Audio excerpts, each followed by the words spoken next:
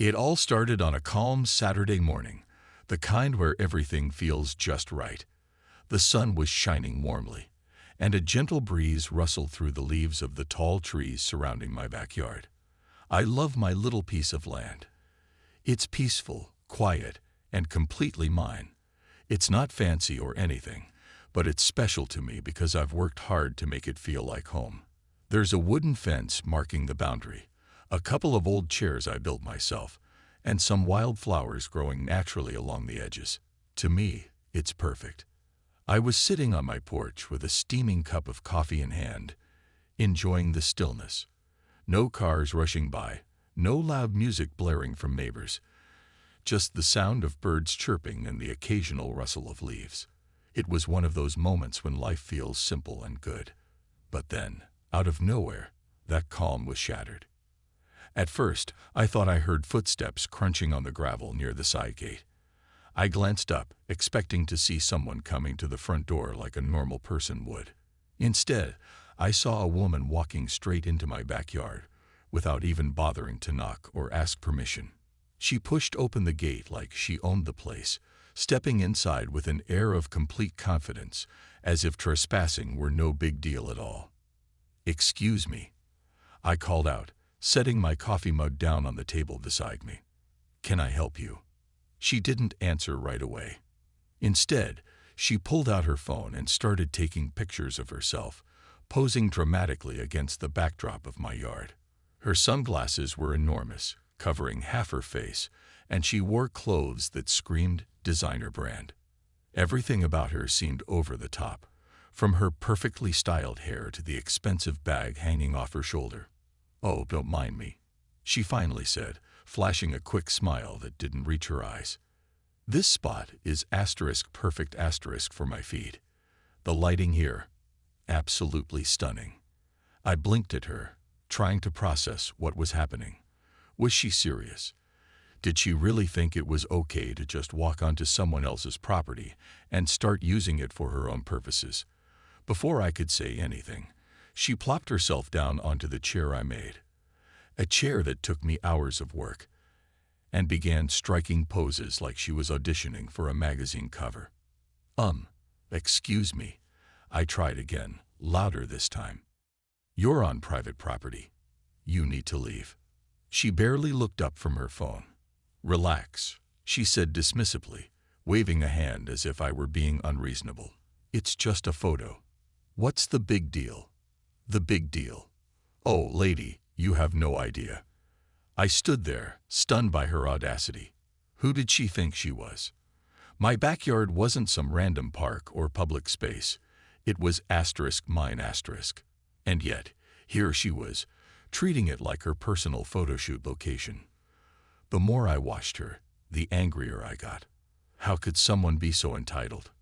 Didn't she understand basic respect for other people's boundaries? And that's when things really got interesting, because while I was trying to figure out how to handle this situation, fate decided to step in. And trust me, it came in the form of someone who knew exactly how to deal with people like her. As the woman continued to ignore me and snap photo after photo, I couldn't believe what was happening. Was this real life? Who just walks onto someone else's property without asking and acts like they own the place? I wanted to scream, but instead, I took a deep breath and tried to stay calm. Losing my temper wasn't going to solve anything. At least not yet. Finally, after what felt like forever, she paused her photo shoot long enough to glance at me. "Oh, hi," she said casually, as if we were old friends meeting for coffee. "I'm Karen." She didn't offer a handshake or even an apology, just that smug little smile while she adjusted her sunglasses. "Karen," I repeated, trying to keep my voice steady. "You're on private property. You can't just walk in here and start taking pictures. This isn't a public park." She tilted her head slightly, looking at me like I'd just said something absurd. "Private property," she echoed, raising one perfectly arched eyebrow. "Really? It doesn't look private. I mean, there's no gate lock or anything." I stared at her, dumbfounded. Was she serious? Just because there wasn't a padlock on the gate meant she thought it was okay to barge in. What kind of logic was that? Before I could respond, Karen went back to scrolling through her phone, checking the photos she'd taken so far. "These are amazing," she muttered under her breath, completely ignoring me now. Then, without missing a beat, she turned to me again. "Hey, do you mind holding my phone for a sec? I want to get a full body shot." Hold her phone. Was she kidding? I crossed my arms and shook my head firmly. "No, Karen. I don't think you understand. You're trespassing. You need to leave. Now." For the first time since she arrived, her carefree attitude faltered. She blinked at me, clearly caught off guard by my refusal to play along with her nonsense. Most people probably let her get away with this kind of behavior, but I wasn't about to be one of them. "Oh, come on," she said, rolling her eyes dramatically. "It's just a couple of pictures. It's not like you're using this space right now anyway." That comment hit a nerve. Not using the space. My backyard might not have been some extravagant garden or Instagram-worthy setup, but it was important to me. It was where I went to relax, to think, to escape from the noise of the world. And now, this woman had barged in uninvited, acting like it existed solely for her convenience. "You don't get it, do you?" I snapped, my patience wearing thin. "This is my home. My land. You don't just waltz in here like you own the place. If you wanted a pretty background for your photos, you should have asked, or better yet, found somewhere else." Karen frowned, her polished facade cracking just a little. For a moment, I thought she might actually apologize and leave. But then her expression hardened, and she straightened up, crossing her arms defensively. "Well, excuse me for trying to make something beautiful," she shot back, her tone dripping with sarcasm. "Not everyone lives in a Pinterest board, you know." That was it. I'd had enough. I stepped closer, ready to insist she leave once and for all.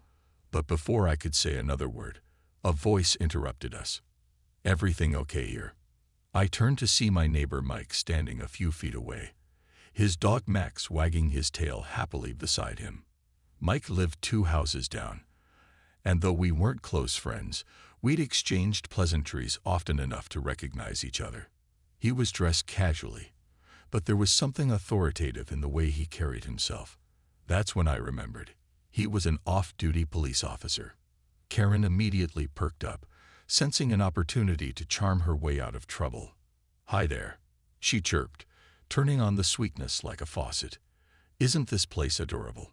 I'm just grabbing a few shots for my followers. They love natural vibes like this." Mike didn't smile. Instead, he looked directly at Karen, his gaze sharp and unwavering. "Do you have permission to be here?" he asked bluntly. Karen hesitated, glancing between him and me. For the first time since she'd invaded my yard, she seemed unsure of herself. And honestly, it was kind of satisfying to watch. Karen's confident smile faltered for just a second when Mike asked his question. She blinked, clearly thrown off by the sudden shift in tone. But then, like a pro at spinning situations to her advantage, she recovered quickly.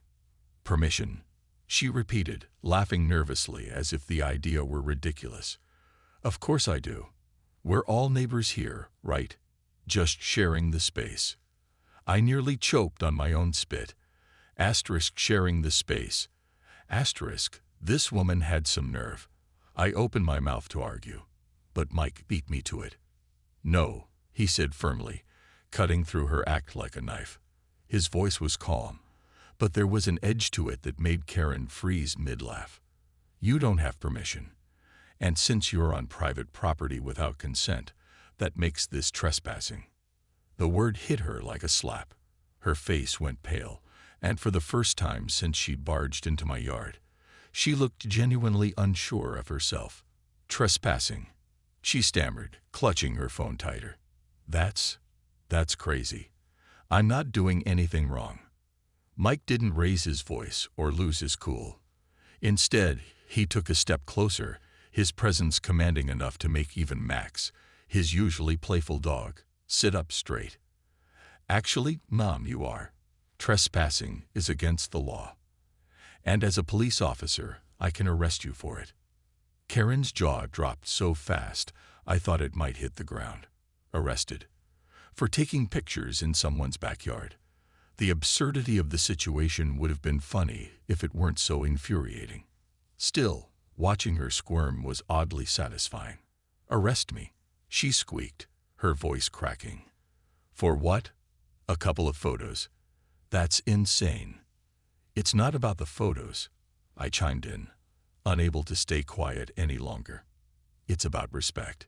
You walked onto my property without asking, treated it like it was yours, and acted like your needs were more important than mine.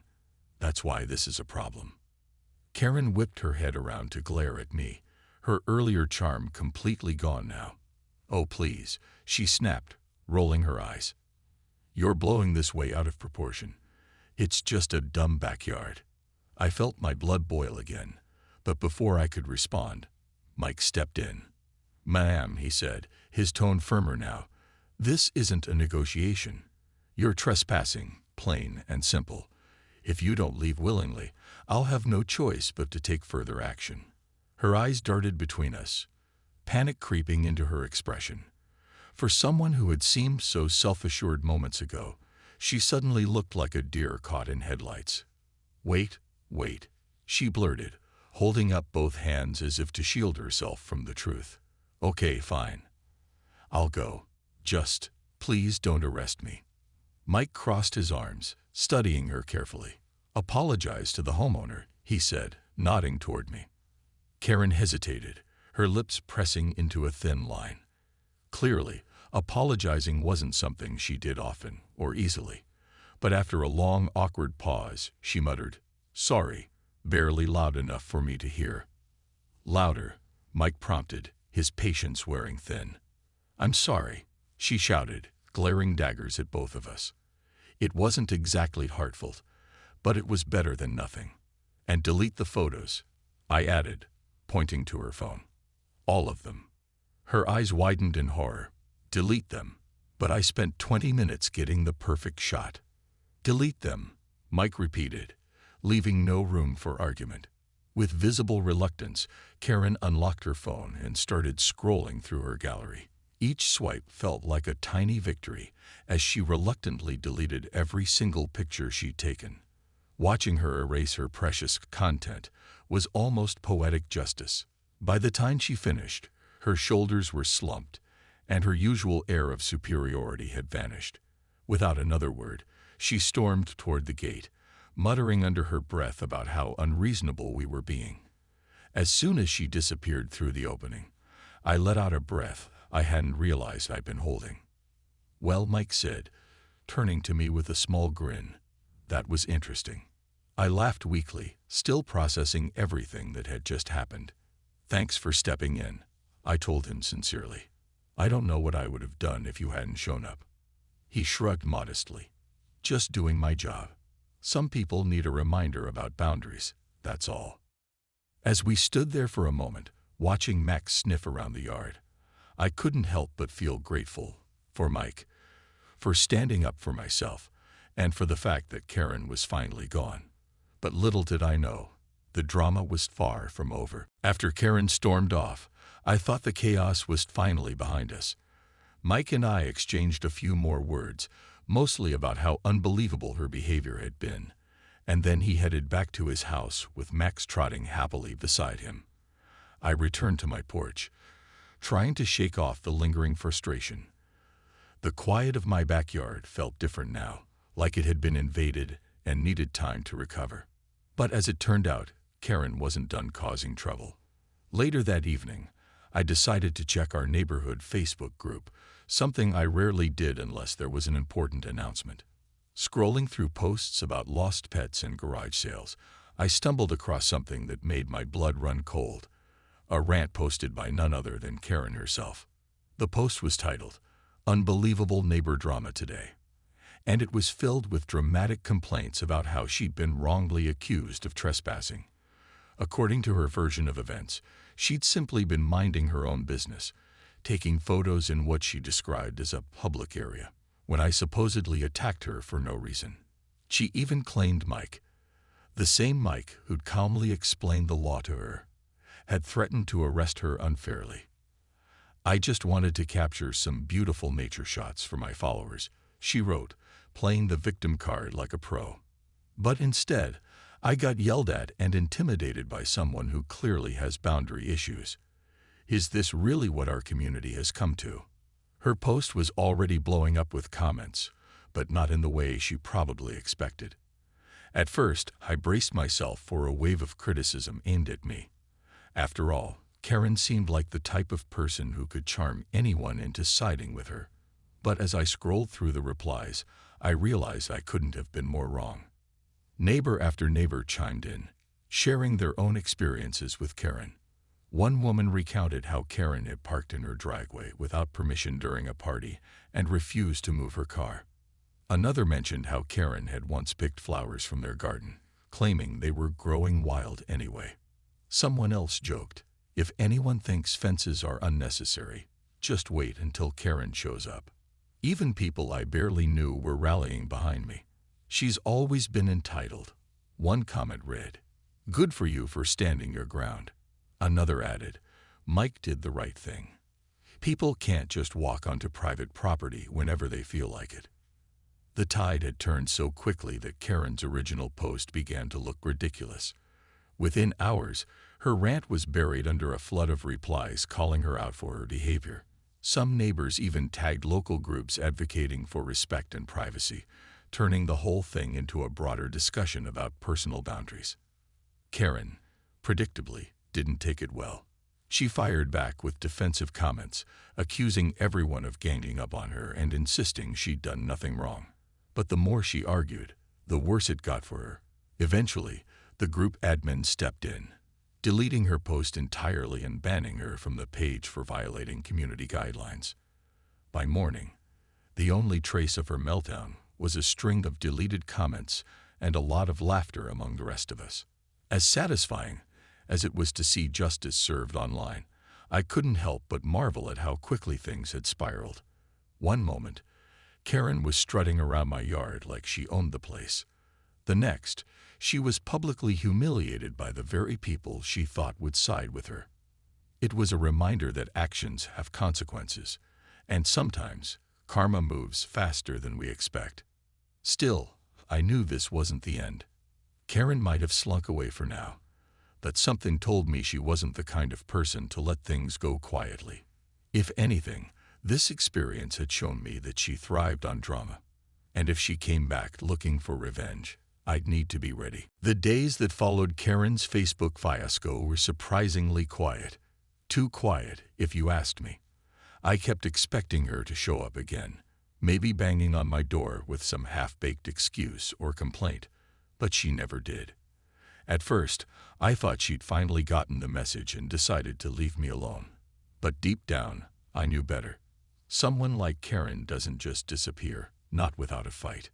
Still, life went on.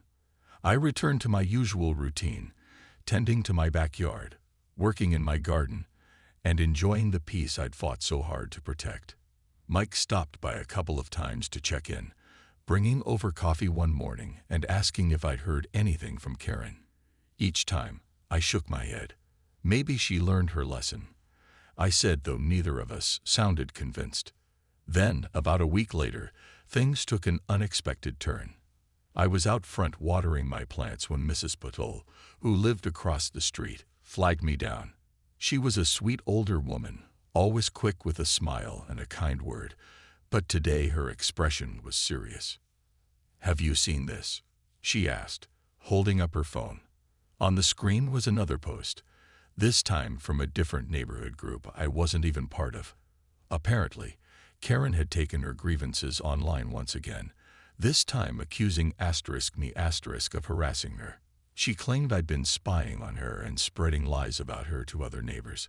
Worse, she'd included a blurry screenshot of my house, tagging it as the source of her trauma.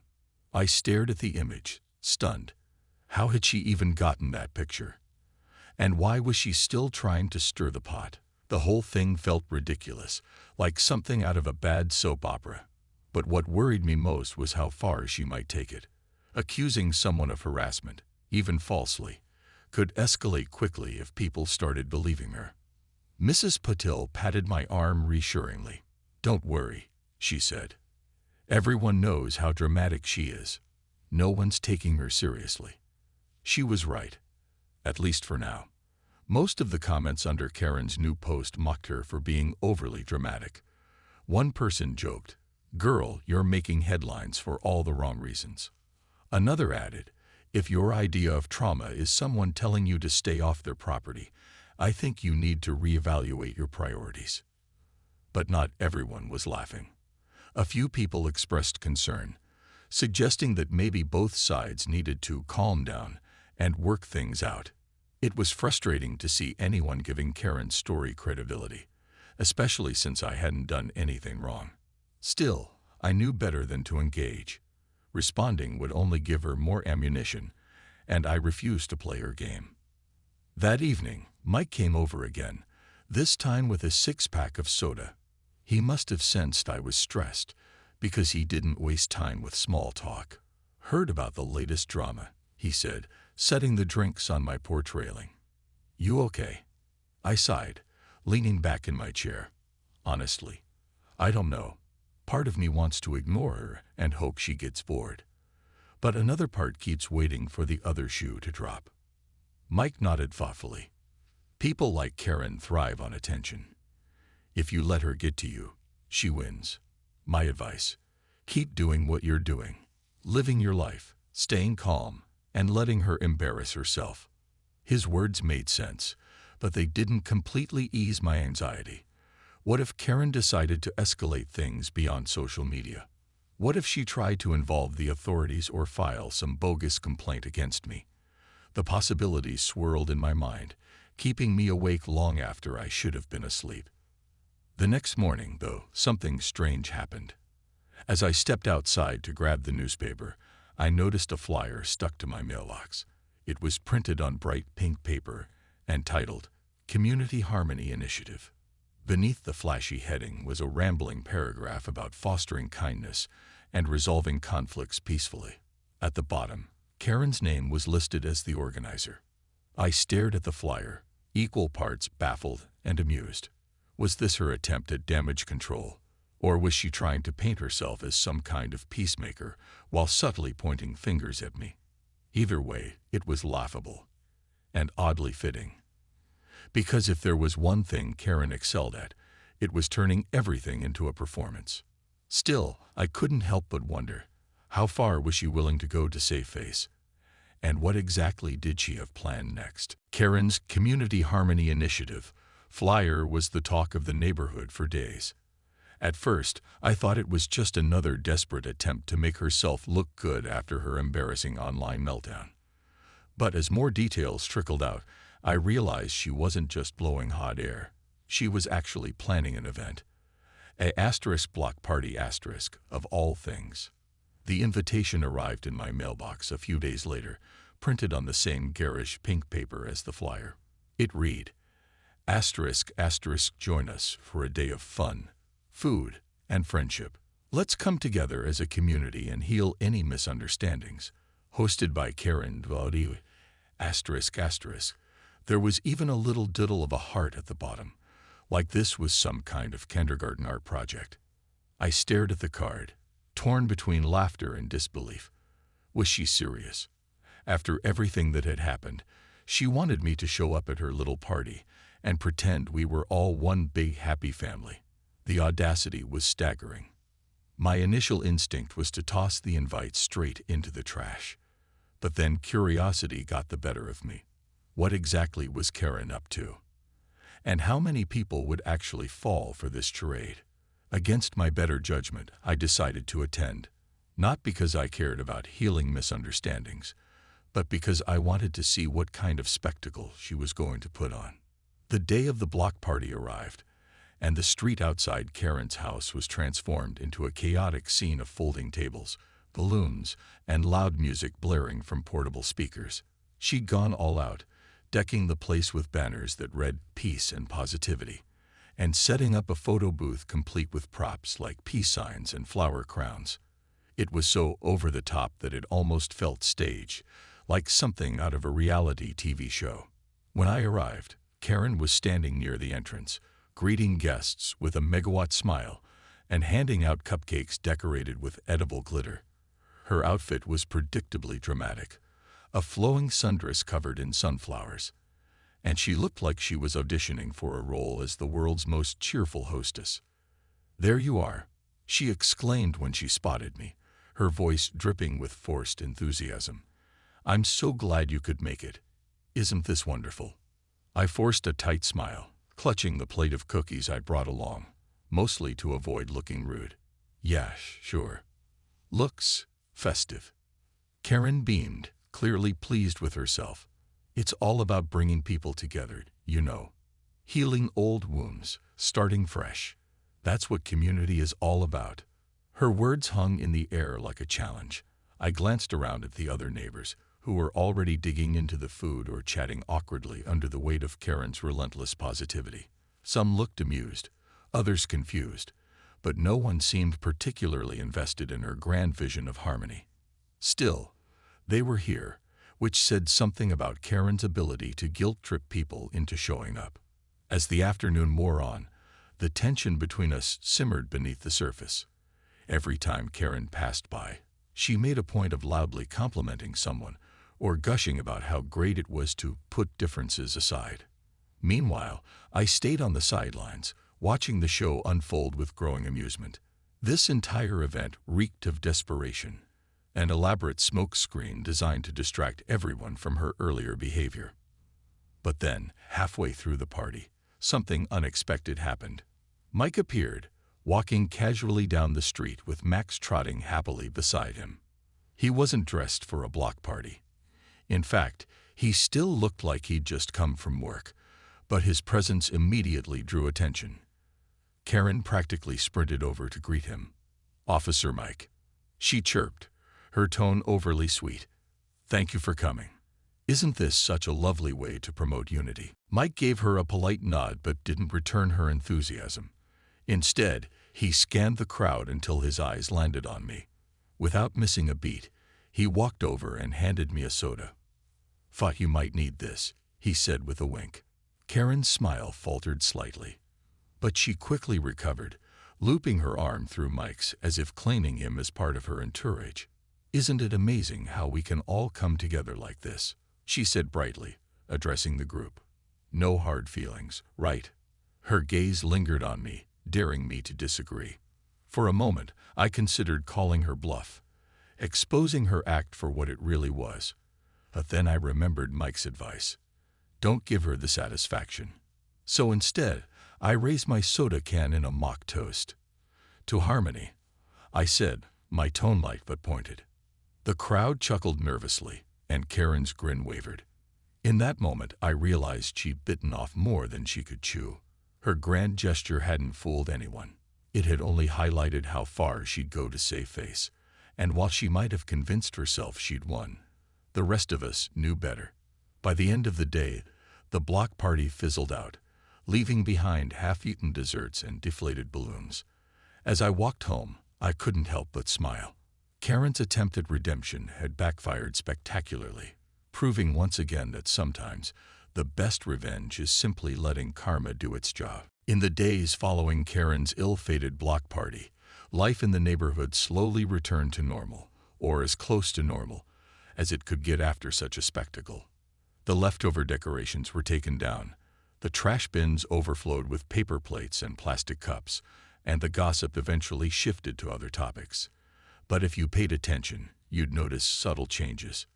People seemed lighter, freer, as though a heavy cloud had lifted. And at the center of it all was Karen, quietly retreating from the spotlight she'd worked so hard to create. For a while, I wondered what would happen next. Would Karen try to stage another dramatic comeback?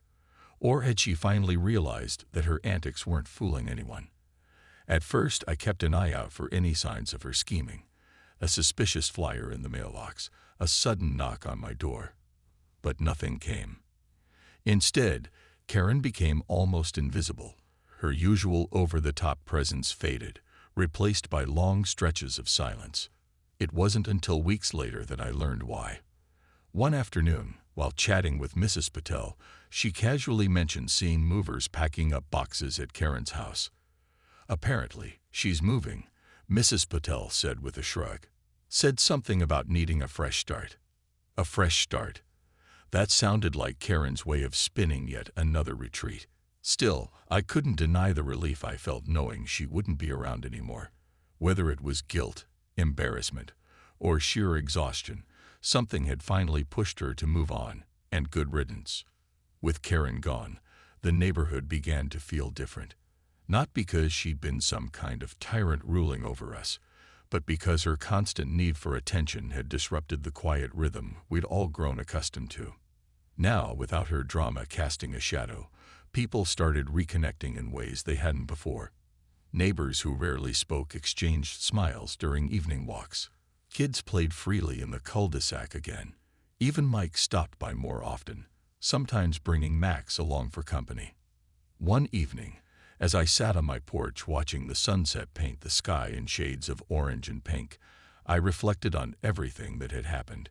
It struck me how much one person's actions could ripple through a community, for better or worse. Karen's invasion of my backyard had started as a minor annoyance, but it had spiraled into something that tested not just my patience, but our entire neighborhood's sense of unity.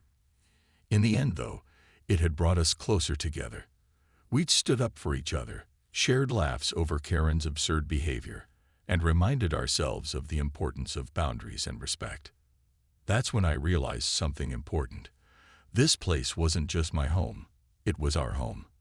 A patchwork of individual lives stitched together by shared experiences, challenges, and triumphs. Sure, there would always be people like Karen, entitled, self-centered, and oblivious to the impact of their actions. But there would also be people like Mike, Mrs. Patel, and countless others who chose kindness, fairness, and solidarity. And that gave me hope. As the stars began to twinkle in the night sky, I leaned back in my chair, feeling a deep sense of peace. My backyard was still my sanctuary, untouched by the chaos Karen had tried to bring. The wooden fence stood strong. The wildflowers swayed gently in the breeze, and the Adirondack chair, my handmade chair, remained exactly where it belonged. I didn't need perfection to feel happy here. What mattered most was the knowledge that I'd stood my ground, defended what was mine, and found strength in my community along the way. Life is messy, unpredictable, and sometimes downright ridiculous. But every once in a while, it gives you a story worth telling, one filled with lessons, laughter, and a healthy dose of karma. And that, I decided, was enough.